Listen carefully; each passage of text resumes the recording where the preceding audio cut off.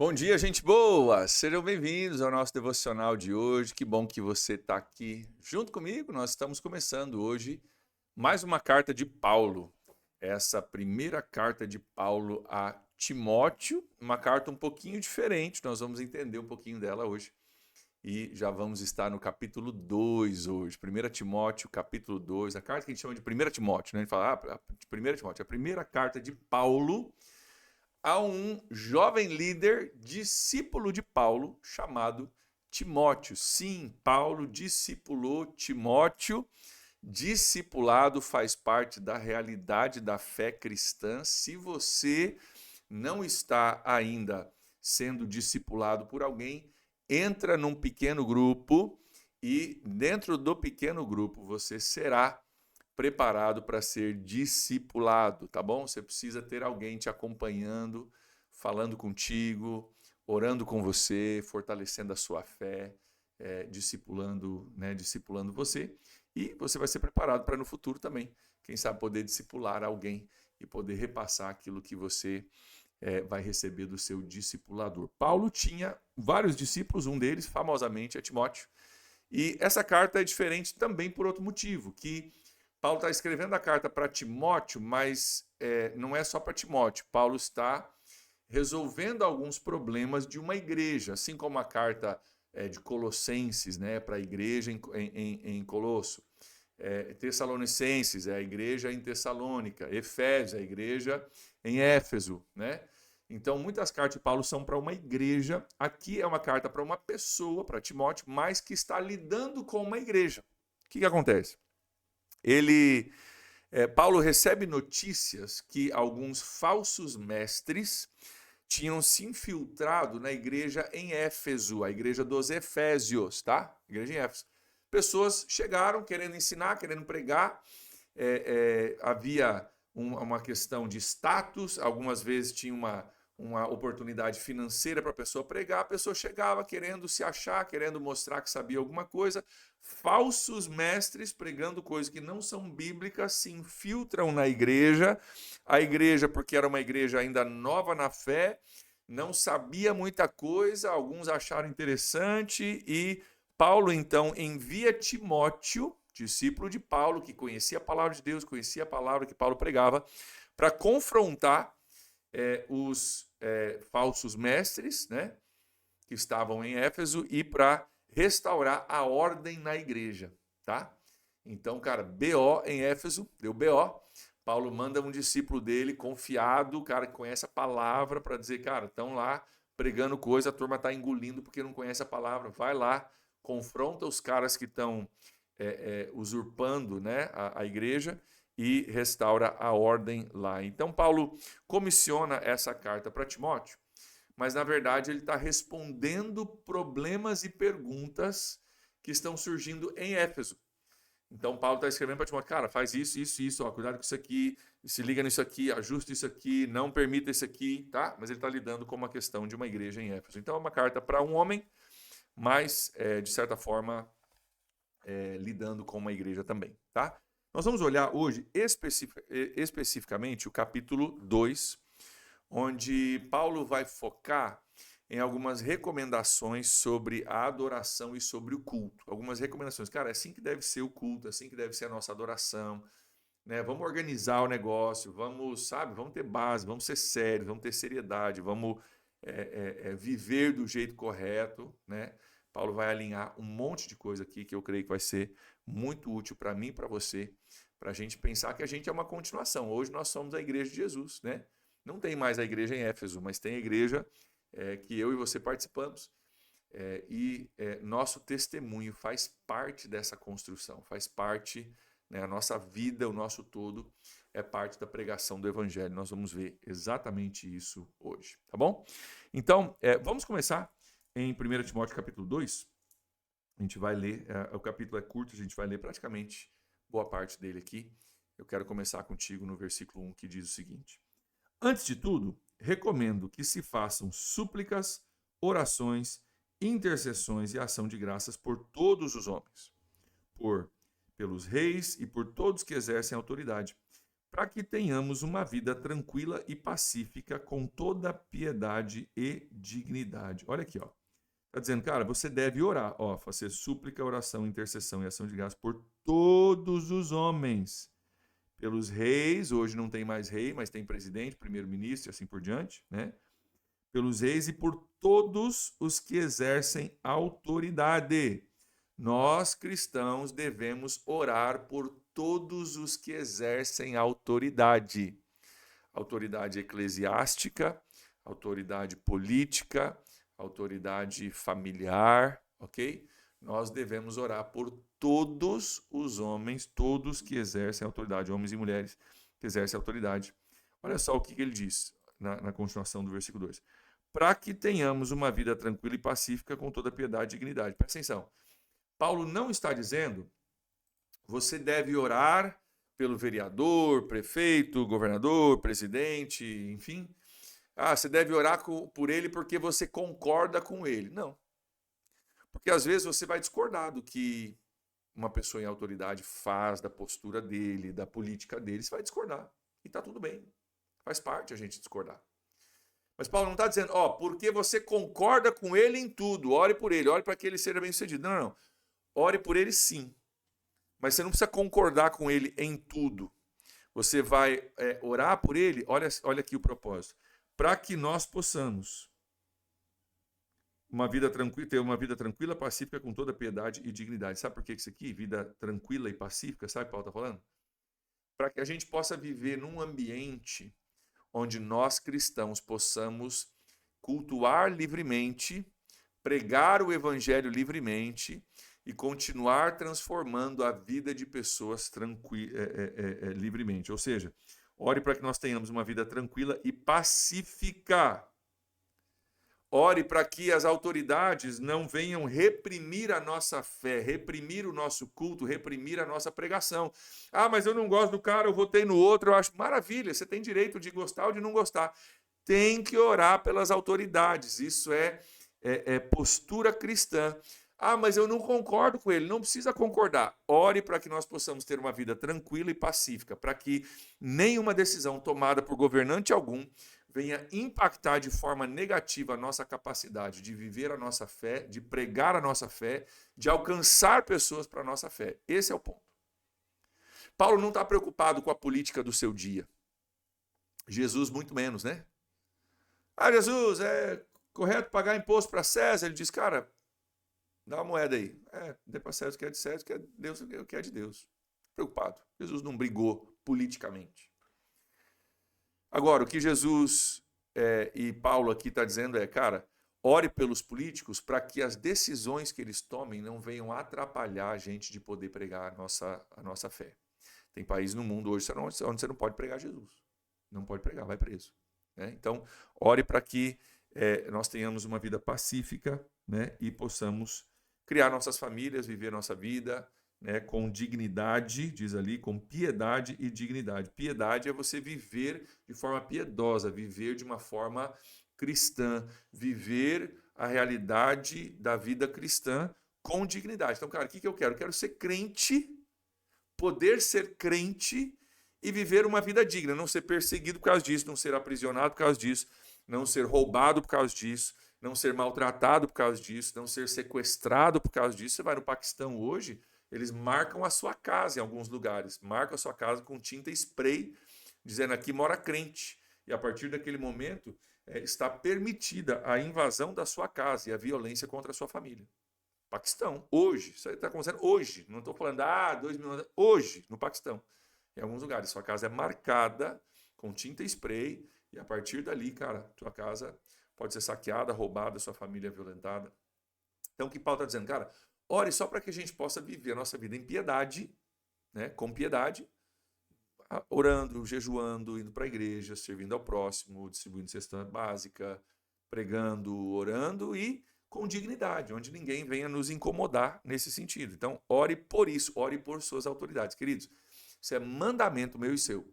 Orar pelas autoridades constituídas, para que nós possamos viver a nossa vida sem empecilhos. Isso é muito importante, cada vez mais, à medida que a gente caminha nesse nosso mundo pós-moderno, que permite todas as verdades, menos a verdade de Jesus, né? Tolera todas as verdades, menos a verdade de Jesus. Tolera todos os estilos de vida, menos o estilo de vida do cristão. Nós precisamos orar por aqueles que estão em autoridade sobre nós, para que continuem dando espaço para nós vivermos a nossa vida em piedade e com dignidade, sem perseguição. Ele continua falando um pouquinho mais sobre isso. Vamos continuar. Olha o que ele diz. Isso é bom e agradável perante Deus, nosso Salvador, que deseja que todos os homens sejam salvos e cheguem ao conhecimento da verdade. Como que serão salvos e chegarão ao conhecimento da verdade? Se a gente puder viver uma vida tranquila, pacífica, em piedade e dignidade. Se a gente puder estar vivendo uma vida que é um exemplo para pessoas seguirem. Se a gente puder viver uma vida que dá um testemunho de Jesus. Se a gente puder pregar o evangelho, abrir igrejas, fazer cultos. A pessoa não é obrigada a vir no nosso culto, mas que nós possamos ter cultos e cultuar Jesus, pregar o evangelho. Assim, pessoas serão salvas. Esse é o desejo de Deus, nosso Salvador, que deseja que todos os homens sejam salvos e cheguem ao conhecimento da verdade. Para conhecer a verdade, nós precisamos, então, pregar a verdade. E precisamos ter liberdade política para poder fazer isso. Olha como ele continua aqui. Pois há um só Deus e um só mediador entre Deus e os homens, o homem Cristo Jesus, ao qual se entregou a si mesmo como resgate por todos. Esse foi testemunho dado em seu próprio tempo. Então, ele está aqui dizendo, cara, para que haja salvação, as pessoas precisam entender. E o que pessoas precisam entender? Vamos ver o que ele diz aqui no versículo 5. Há um só Deus e um só mediador. Tem uma coisa que a pessoa precisa entender. Não existem muitos deuses e não existem muitos caminhos. Existe um só Deus e um só mediador que faz uma conexão entre Deus e o homem. Olha aqui, um só mediador entre Deus e os homens. O homem, Cristo Jesus. Presta atenção. Você não precisa de outra pessoa para fazer uma mediação entre você e Deus. É Jesus que faz. Um só Deus, um só mediador. O homem, Cristo Jesus. Não precisamos de santos para mediar entre nós e Deus. Não precisamos de qualquer outra pessoa. Queridos, com todo o respeito aqui, por favor, me ouçam. Eu respeito demais as pessoas que são de tradição católica e não quero de forma alguma desrespeitar. Mas eu estou aqui fazendo um devocional contigo baseado nos princípios bíblicos, naquilo que a Bíblia diz. Existe uma frase no meio católico que foi difundida, hoje não se vê mais muito ela, mas foi difundida por muito tempo, que dizia assim: peça para a mãe que o filho responde. Peça para a mãe, Maria, que o filho responde. Essa frase, inclusive, se tornou objeto de adesivos que eram colocados em carros e placas que eram colocadas em casa, artigos de decoração e tal. E qual que é o problema com essa frase, queridos? É que essa frase coloca, na verdade, Maria como mediadora entre nós e Jesus. Essa frase coloca Maria como mediadora. Peça para mãe. E ela vai falar com o filho para que o filho te responda. Então ela coloca Maria como mediadora entre nós e Jesus. Mas o que o testemunho bíblico nos ensina e nos oferece é algo diferente. Presta atenção no versículo 5. Pois há um só Deus. Beleza. E um só mediador entre Deus e os homens. O homem, Cristo Jesus. Só tem um mediador. Isso é Bíblia. Bíblia, só tem um mediador. É Jesus Cristo. Você pode ir direto para Jesus. Jesus não é um carrasco distante que você tem que pedir para a mãe dele, torcer o braço dele ou para ele ser bonzinho e responder a tua oração. Jesus é aquele que abriu mão da sua glória, veio para a terra, habitou entre nós, foi tentado em todas as formas, porém sem pecado, morreu numa cruz, carregou sobre os seus ombros o meu e o seu pecado e ressuscitou para que nele nós tenhamos nova vida. Jesus não é um cara distante nem carrasco, é um cara próximo que carregou o seu e o meu pecado. Nós não precisamos de uma mediadora entre nós e Jesus. Jesus é o mediador. Jesus é o mediador. Jesus é aquele que veio, morreu, ressuscitou e nos conectou com o Pai. Presta atenção, Jesus é o Filho, porque ele veio para nos ensinar a sermos filhos. Ele veio para nos dar o exemplo de como viver como filhos. Ele é o único mediador, nós não precisamos de outro mediador. Versículo 8, olha a continuação aqui. Paulo diz, né, versículo 7, rapidinho. Para isso foi designado pregador, apóstolo, diga a verdade, não minto, mesmo que a verdade, mestre da fé aos gentios. Versículo 8.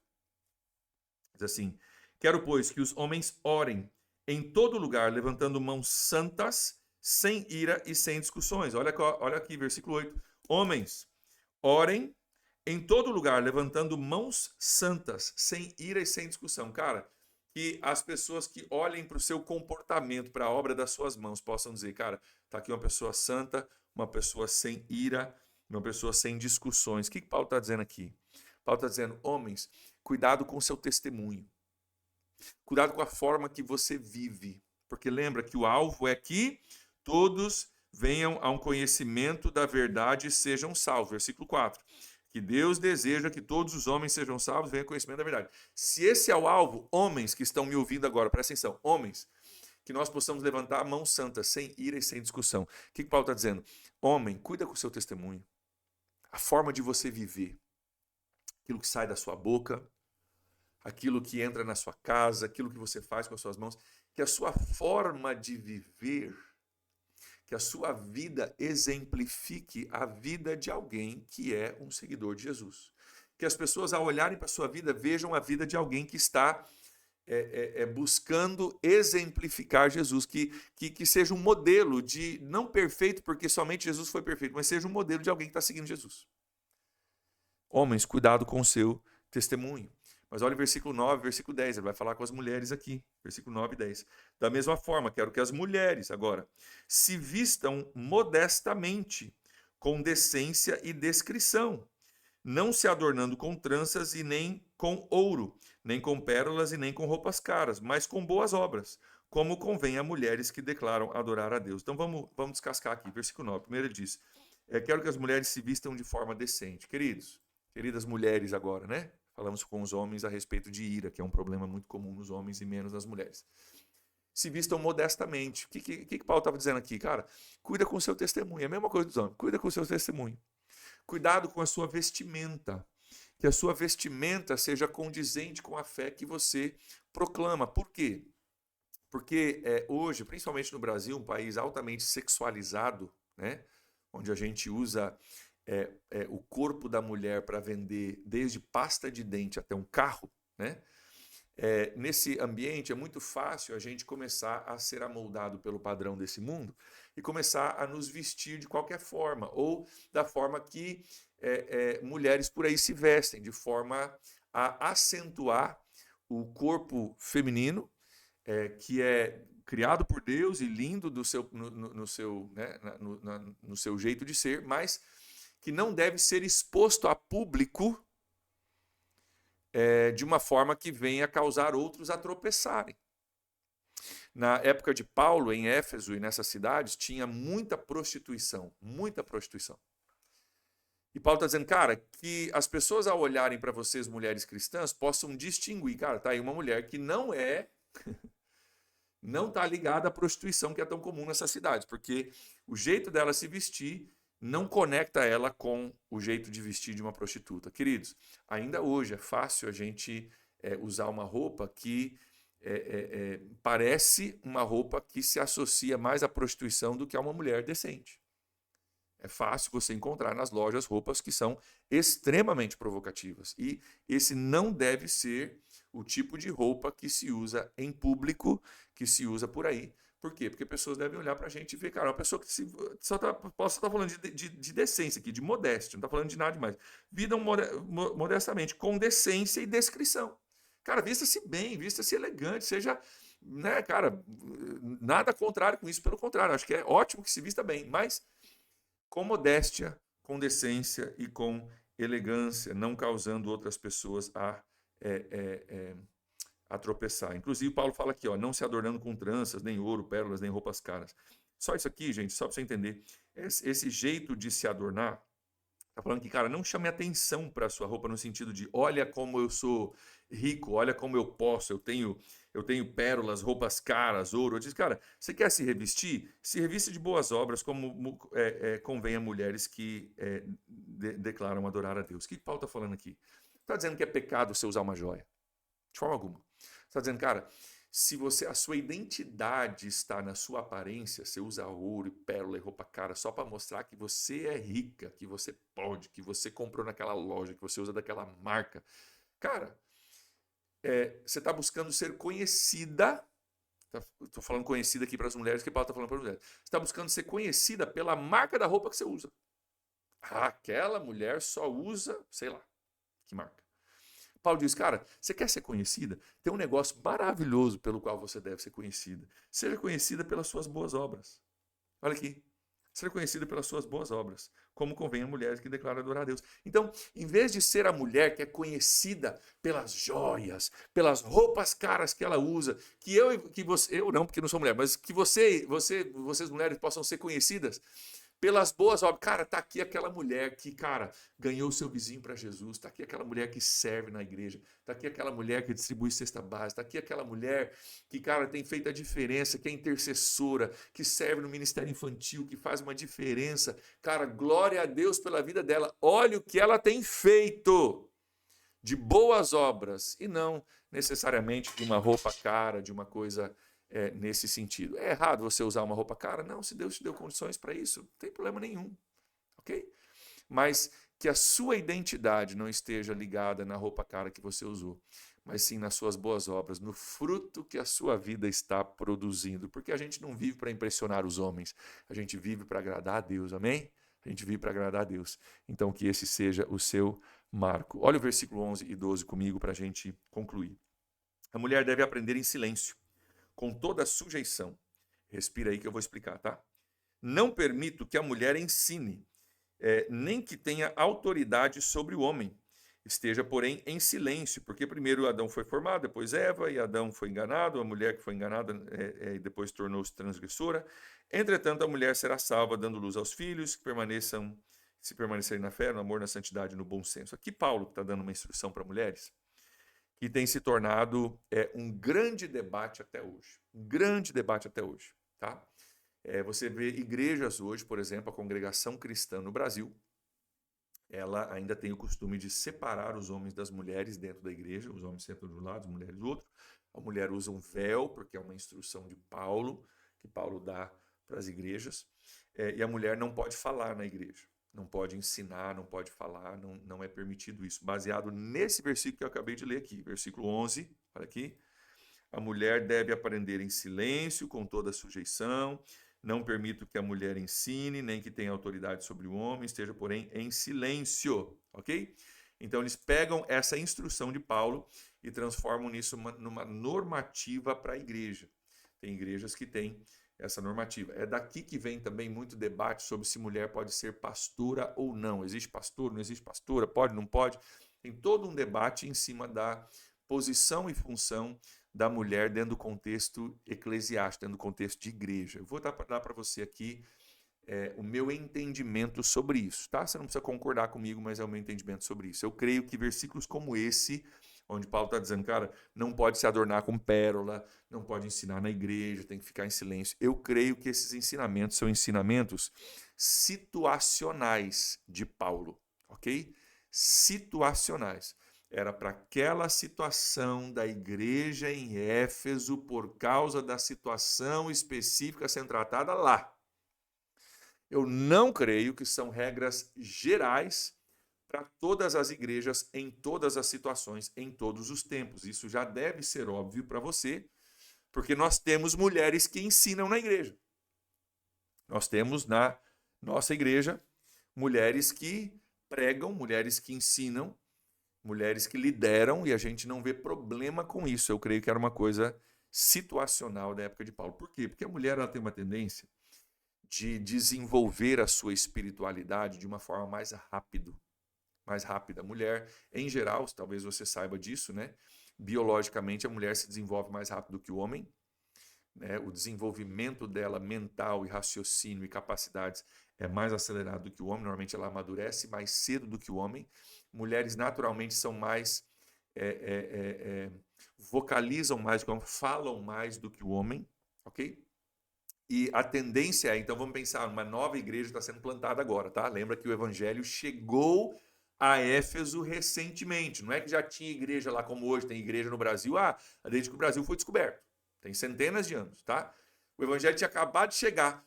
Todos eram novos convertidos. Todos eram novos convertidos, porque todo mundo acabou de aceitar Jesus há pouco tempo atrás. É uma igreja sendo recentemente implantada, ok? As mulheres, naturalmente, elas vão desenvolver a sua fé e a sua capacidade de falar sobre a fé mais rápido que os homens, porque biologicamente as mulheres desenvolvem mais rápido e falam mais do que os homens.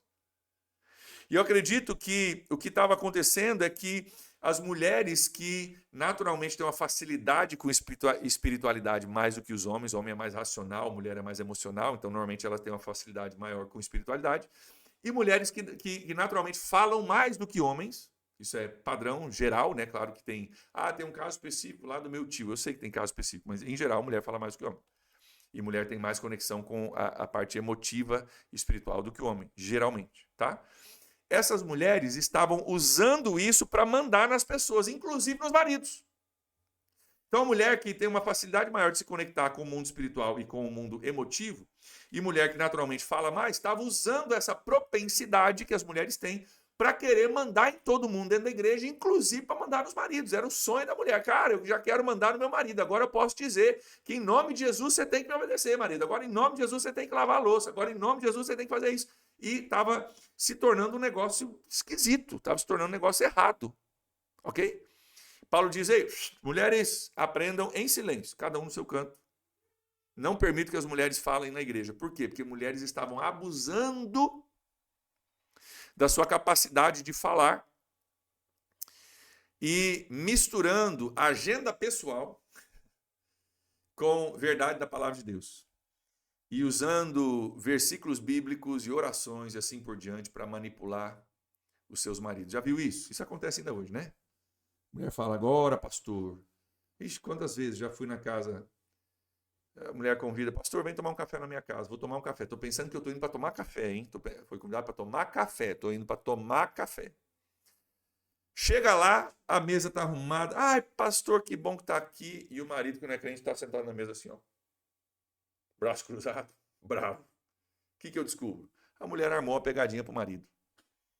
E armou uma pegadinha para mim também, né? Porque me chamou para tomar café. Na verdade, ela botou eu na frente do marido dela para eu converter o marido dela, como se eu fosse converter o marido dela numa sentada, né? numa conversa. Então, mulheres estavam abusando disso. E Paulo diz, cara, não faça isso. Né? Não é assim que se ganha pessoas para Jesus. Mas a sua vida, em outros textos, né? Paulo vai dizer, ore pelo seu marido, que você ganhe seu marido em silêncio, que a sua vida reflita Jesus de uma forma que o seu marido seja transformado. E aqui eu quero voltar para o contexto do capítulo 2, né, de 1 Timóteo todo, que tem a ver com o nosso testemunho. Homens, levante mão santa, sem ira, que a pessoa olha para a sua vida e fala, cara, que homem de Deus. Mulheres, se vistam de forma decente, para que a pessoa possa olhar para você e falar, cara, que mulher de Deus, né? Se vistam de boas obras, que a pessoa fala, cara, que pessoa extraordinária. Por quê? Porque a primeira Bíblia que muita gente lê é a minha e a sua Bíblia, a vida. A primeira Bíblia que muita gente lê é a minha e a sua vida. Eles não vão olhar para a Bíblia, não vão ler a Bíblia, mas eles estão olhando para você, estão olhando para mim. Como é que você vive? Como é que é o seu testemunho? Como é que é na sua casa? Como é que você se porta? Pessoas estão olhando para mim e para você. Nós somos a primeira Bíblia que muita gente vai ler. Então, queridos, o que eu quero aplicar para mim e para você aqui? Presta atenção. O seu testemunho de vida importa. O seu testemunho de vida importa. Sabe por quê? Porque as pessoas estão olhando para mim e para você, para ver o que é ser um seguidor de Jesus. Estão olhando para mim e para você para ver se a nossa fé faz sentido, se ela muda alguma coisa. O meu e o seu testemunho importa. Inclusive, deixa eu dizer uma coisa para você. Talvez o meu e o seu testemunho tenha a ver com o futuro da fé. Presta atenção. Talvez o meu e o seu testemunho tenha a ver com o futuro da fé na nossa cidade, no seu bairro, na sua família. O seu testemunho pode ter a ver com o futuro da fé da sua família. O seu testemunho pode ter o futuro da fé, pode ter a ver com o futuro da fé na sua rua que você mora. Você quer ter mais gente crente na sua rua? Você quer que a sua rua possa ser alcançada? O seu testemunho de vida tem a ver com isso.